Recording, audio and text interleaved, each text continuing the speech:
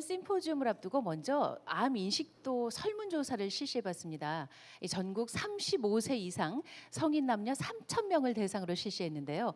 우리는 암과 항암에 대해서 얼마나 잘 알고 있을까? 결과를 종양내과 전문의 이상철 교수님과 함께 살펴보겠습니다. 안녕하십니까 교수님? 네, 안녕하십니까. 자기소개 부탁드립니다. 네, 저는 순천향대학교 천안병원에서 근무하고 있는 종양내과 의사고요. 대한항암요법 연구회 홍보위원회 소속으로 이 심포지움 오늘 같이 하게 됐습니다. 네, 반갑습니다. 종양내과 전문의시니까 진료실에서 정말 많은 환자분들을 만나실 텐데요. 요즘은 정보가 막 넘쳐나잖아요. 볼 게 너무 많습니다. 실제로 진료실에서 만나는 환자들을 통해서도 그렇게 느끼시죠? 네네. 그 과거에 비하면은 환자분들이 암에 대한 정보를 정말 많이 알고 계십니다. 그렇지만 아직까지도 그런 정보가 조금 잘못되어 계신 분들도 많고요. 특히 지인의 의견을 더 중시, 우리 전문가들의 의견보다 더 중시 여기는 분들도 많습니다. 그래서 항암 치료하는 게 고생스럽고 힘들 수 있고, 그래서 항암 치료 없이 편하게 여생을 마무리하겠다 이렇게 말씀하시는 분들을 볼 때 정말 안타까운데요. 실제 저희가 제가 항암 치료를 시작한 한 20년 전에 비해서 암 환자의 기대 여명이나 완치율 이런 것이 훨씬 더 많이 좋아졌습니다. 앞으로 소개되겠지만 우리 종양내과 의사들과 상의하시면 부작용을 잘 줄이고 적극적인 항암 치료로 기대 여명도 충분히 증가시킬 수 있으니까 적극적인 항암 치료를 고려하시면 좋을 것 같습니다. 네, 사실 하루가 다르게 기술이 정말 놀랍게 발전하고 있고요. 마찬가지로 말씀하신 것처럼 항암에 대한 기술도 놀랍게 발전하고 있는데 우리 인식은 너무 과거에 머물러 있을 수도 있습니다. 오늘 이 시간 저희와 함께 내 정보 그리고 내 지식을 좀 업그레이드하고 업데이트하시는 시간이라고 생각하시면 좋겠습니다. 설문조사 결과 먼저 1번부터 보겠습니다. 우리나라 사망 원인 1위는 무엇이라고 생각하십니까? 라는 질문에 이렇게 답변하셨습니다. 제일 많은 분들이 암이다. 68.4%. 맞습니까? 네, 맞습니다.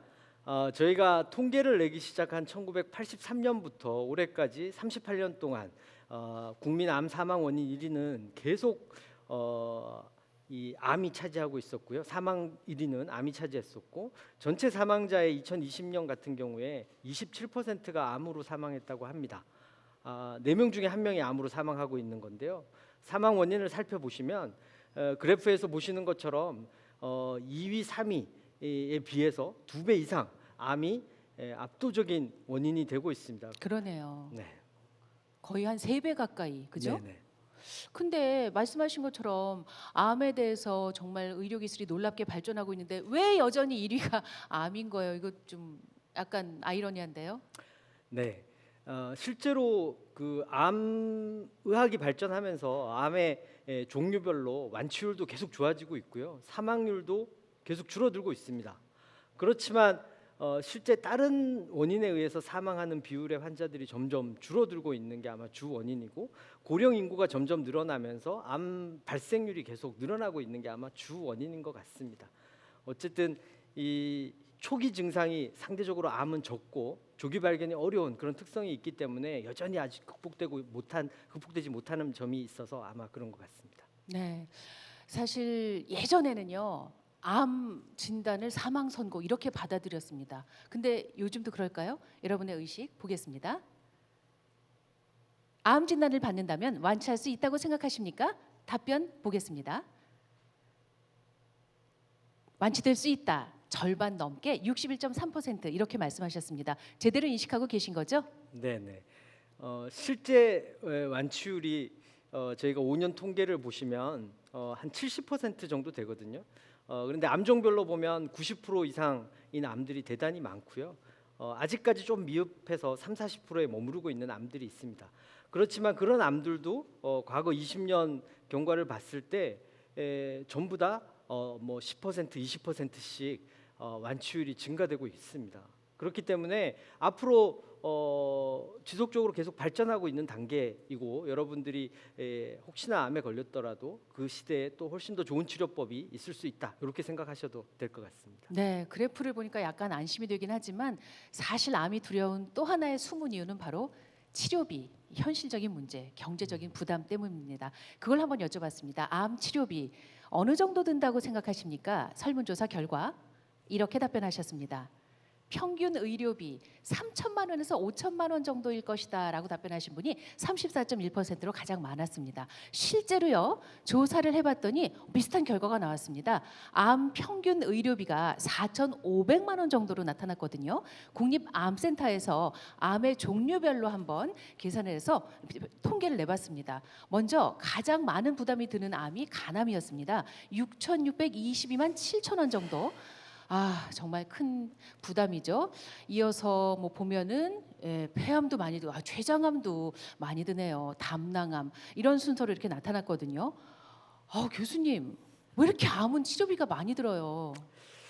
그래도 우리나라 건강보험에서 의료비를 보장하는 보장률이 한 80%, 78.5%라고 하는데요. 실제로 그 의료비 이외에도 교통비도 있고 뭐 간병비도 있고 그다음에 실제로 자기가 수입이 줄어드는 측면도 있고 그렇기 때문에 부담은 훨씬 더 추가된다 이렇게 생각하셔야 될 것 같습니다. 근데 이제 이렇게 고액이 드니까 특히 어르신들 같은 경우 이제 만약에 암 진단 받고 이러시면 고민도 많이 하시고 이게 개인의 문제가 아니라 가족 전체의 문제, 가정 경제의 문제도 되기 때문에요. 아니 그래서 요새 왜 그 표적 치료, 네. 면역 치료 그것만 딱 특정해서 그 보장하는 그 암 보험 상품들도 나오고 이게 아마 이제 그런 이유가 아닐까 하는 생각이 드는데요. 다음은 항암에 대한 질문들을 해봤습니다. 만약 암 진단을 받으신다면 당신께서는 항암 치료를 받으시겠습니까? 라는 질문에 항암 치료를 받을 의향이 있다가 91.4% 대다수였습니다. 그런데요, 질문을 조금 바꿔봤습니다. 만약 당신이 70세가 되었는데 암 진단을 받는다면 그래도 항암 치료를 받으시겠습니까? 라는 질문에는 답변율이 좀 달라졌습니다. 항암 치료를 받지 않겠다는 분들은 먼저 뭐 이런 이유들로 부작용이 두렵다, 치료받지 않아도 완치될 수 있을 것 같다, 수명 연장을 바라지 않는다. 그러니까 사실 70세 암 진단을 받는다면 치료 받겠다는 그런 분들이 뚝 떨어지거든요. 60%대로 거의 70% 가깝게. 아무래도 부담이 되고 좀 이게 솔직한 마음이겠죠, 교수님. 걱정이 아마 되실 것 같아요. 그래도 이제 과거와 비교해 보면 항암 치료에 대한 인식이 정말 개선된 거는 확실히 맞는 것 같습니다. 근데 그래도 좀 아쉬운 점은 현재 70세 이상이 예전에는 뭐 고령이다 이렇게 얘기했지만 요즘 저희 의사들이 볼 때는 70세 환자분들의 건강 상태나 체력 조건 뭐 이런 거 보면은 사실 그렇게 고령이라고 생각하지 않거든요. 게다가 요즘 말씀하셨던 것처럼 표적 치료제라든가 면역 치료제라든가 사실 부작용이 적은 약들이 지속적으로 개발되고 있습니다. 그렇기 때문에 우리 전문가들과 상의해서 보면 70세, 80세까지도 충분히 치료가 적절한 치료를 상의해서 결정할 수 있습니다. 그렇기 때문에 포기하지 않고 좀 상의하시는 게 제일 좋을 것 같습니다. 네, 이어서 여러분이 항암 치료에 대해서 얼마나 알고 계시는지 혹시 잘못 알고 계시는 것은 없는지 저희가 팩트 체크를 좀 해보겠습니다. 질문 보겠습니다. 암 사하기는 곧 말기암이다. 이거 사실 저도 그렇게 생각하고 있고 많은 분들이 이렇게 생각을 하고 계실걸요. 결과 좀 보겠습니다. 그렇다. 암 사하기는 말기암이다. 90.5%가 그렇다고 답변하셨는데 교수님 정답은요? 저는 X다 이렇게 말씀드리겠습니다. 네. 오늘 이제 앞으로 우리 교수님들께서 강의에서 충분히 그런 이유에 대해서 설명해 주실 거라고 생각합니다. 그렇지만 우리가 생각해 볼 때 암이라면 과거에 시한부의 대표적인 질병이었거든요. 근데 요즘 보면은 암 진단 받고 항암 치료 받으시면서 자기 일 유지하시고 생활하시는 분들이 점점 많이 늘어나고 있고 실제로 5년 이상 장기 생존하는 그런 경우들도 대단히 많이 늘어나고 있습니다. 그래서 모두가 다 완치가 될 수 있다 이렇게 얘기할 수 없습니다. 계속 발전하고 있고 점점 더 그런 부분이 늘어나고 있기 때문에 이걸 말기다 생각을 하고 포기하거나 이러시는 것은 절대로 안 될 것 같다 이렇게 말씀드리겠습니다. 네, 저부터 좀 생각을 바꿔야겠습니다. 암 사기가 곧 말기암은 아니다. 여러분 이렇게 바꿔주시면 좋겠습니다. 다음 질문입니다. 수술로 암 조직이 잘 제거되면 약물 치료나 방사선 치료를 받을 필요가 없다고 생각하십니까? 답변 보겠습니다. 그렇지 않다고 답변하신 분이 82.3%나 됐습니다, 교수님. 예, 뭐 이 비율 자체가 적당한 것 같아요. 그러니까 모든 암이 수술 후에 다 항암 치료를 받아야 되거나 방사선을 해야 되거나 이런 건 아니지만 상당히 많은 암에서 임상 시험의 결과에 따라서 추가적으로 항암 치료를 하거나 방사선 치료를 하거나 이런 것이 완치율에 재발률을 떨어뜨려서 완치율을 올려주는데 도움이 된다는 연구 결과들이 있습니다. 그래서 그런 연구 결과를 바탕으로 저희가 항암 치료를 권고하고 있고요. 전문가들과 상의해서 필요에 따라서 꼭 필요한 경우에는 하시는 게 좋습니다. 네. 이번 설문에서도 보면은요, 아까 잠깐 말씀하신 표적 치료, 면역 치료에 대해서 들어본 적이 있다고 말씀하신 분들이 한 80% 정도 되거든요. 작년부터 표적 치료, 면역 치료 이런 비용만 직접적으로 보장하는 그런 보험 상품이 또 나오니까 아마 좀 제대로 알려지고 있는 게 아닌가 하는 생각이 듭니다. 하지만 제대로 알고 계실까요? 다음 질문 보겠습니다. 면역 치료는 면역력 향상에 좋은 약재나 음식 같은 것을 말한다. 어떻게 생각하실까요? 답변 보겠습니다. 그렇다가 55.8%. 근데 아니다도 44.2%니까 약간 다른 답변에 비해서 좀 비슷해요, 교수님. 예, 이 전혀 잘못된 내용입니다. 이 부분이 사실은 전문가로서는 가장 아쉬운 부분인데요. 실제로 너무 많은 그 정보에서 어떤 또 이런 면역 치료에 대해서 홍보를 하고 또 약재를 팔고 효과가 있다라고 선전을 하고 그렇게 하고 있고 실제로 환자들이 또 거기에 기대고 이렇게 하고 있습니다. 그렇지만 우리가 면역 치료제가 도움이 된다라고 얘기하는 것은 그 약재로 치료를 했더니 실제로 어떤 환자들이 기대 수명이 늘고 이런 것들이 과학적으로 증명이 되어 있는 경우에 그 약을 면역 치료제다 이렇게 얘기할 수 있는 거거든요. 그러니까 막연하게 어떤 음식이나 어떤 물질이 면역력을 올리는 성분이 있을 수 있다라는 어떤 의견을 얘기하면서 비용을 지불하게 하고 이런 것들이 저희가 볼 때는 제일 안타까운 현실입니다. 앞으로 이런 부분이 이런 심포지움을 통해서 개선되었으면 좋겠습니다. 네, 다음 질문 보겠습니다. 표적 치료와 면역 치료는 부작용이 적다라는 질문에 답변 보겠습니다. 그렇다가 73.9%, 그렇지 않다는 26.1%. 그렇습니까, 교수님?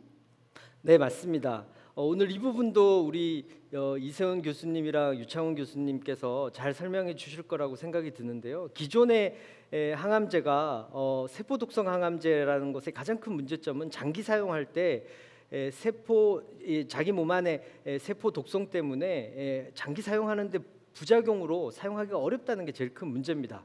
그렇지만 표적 치료제, 면역 치료제 이런 것은 상대적으로 이 암세포에만 작동을 하고 자기 몸의 다른 세포에 미치는 영향이 적어서 장기 사용하는데 큰 장점이 있습니다. 그래서 효과만 있으면 혈압약이라든가 뭐 당뇨약처럼 오랫동안 사용할 수 있는 장점이 있는 그게 가장 큰 좋은 점이라고 할 수 있습니다. 네네.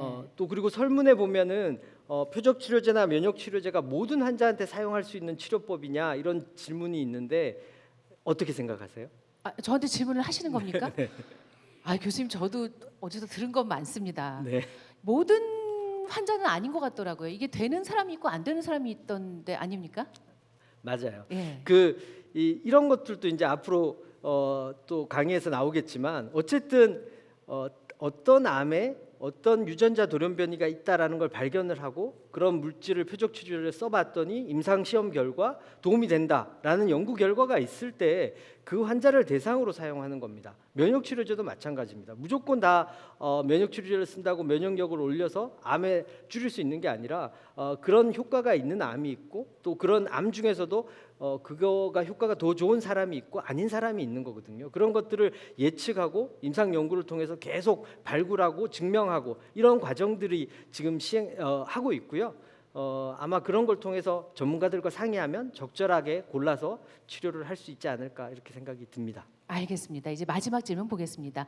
임상 시험에 참여할 의향이 있나요? 여러분은 임상 시험을 권유받는다면 어떻게 하실 건가요? 설문조사 결과 보겠습니다. 참여하겠다 66.4%, 참여하지 않겠다 33.6%. 그렇다면 참여하겠다고 답변하신 분들은 그 이유를 뭐라고 꼽으셨는지 이유도 여쭤봤습니다. 신약의 가능성과 효과를 내가 직접 경험할 수 있는 기회다. 그리고 아무래도 내가 임상 시험에 참여하면 의료진이 내 몸을 좀 더 세심하게 관리해 주시지 않을까 기대가 된다. 이렇게들 답변을 하셨는데 만약 이렇게 임상 시험 이런 제의를 받는다면 교수님 참여하는 게 좋겠죠? 네, 그 현재 임상 시험은 전 세계적으로 충분한 안전 장치 하에서 시행될 수 있도록 모든 나라에서 제도적으로 정비가 잘 되어 있습니다. 그래서 전문가 입장에서 보면 임상 시험을 만약에 제안을 받았다면 여러분들이 좀 적극적으로 고려를 해주십사 하는 게 좋다고 생각합니다. 아까 설문에서 나왔던 것처럼 암 치료라는 것은 제한된 치료법이기 때문에 만약에 새로운 치료법을 시도해 볼 수 있는 그런 대상이라면 아마 적극적으로 고려하면 좋지 않을까 싶고요. 내가 하고 싶다고 해서 모든 게 대상이 되는 게 아니기 때문에 제안을 받을 때 잘 고려하셔서 참여하셨으면 좋겠다 이렇게 생각이 듭니다. 네, 설문조사 결과를 지금 함께 쭉 살펴보셨는데 교수님, 우리 국민들 아주 인식이 점차 개선되고 있고 많이들 잘 알고 계시는 것 같아요. 어떻습니까? 어쨌든 암은 아까도 얘기했지만 3분의 1이 걸리고 그 다음에 또 사망 원인의 27%를 차지하고 앞으로 계속 늘어날 거로 생각이 되는 그런 질병입니다. 피할 수 없고 당당하게 맞서고 이런 정확한 정보를 통해서 앞으로 잘 대처하는 것 이게 중요하다고 생각하고요. 많이 개선되었지만 앞으로도 더 개선시키기 위한 이런 노력이 필요하다 이렇게 생각이 듭니다. 네, 오늘 심포지움도 바로 그런 의미에서 마련된 자리이기도 합니다. 교수님은 3부의 질의응답 시간에 다시 뵐게요. 고맙습니다. 네, 감사합니다. 잘해 주시기 바랍니다. 감사합니다.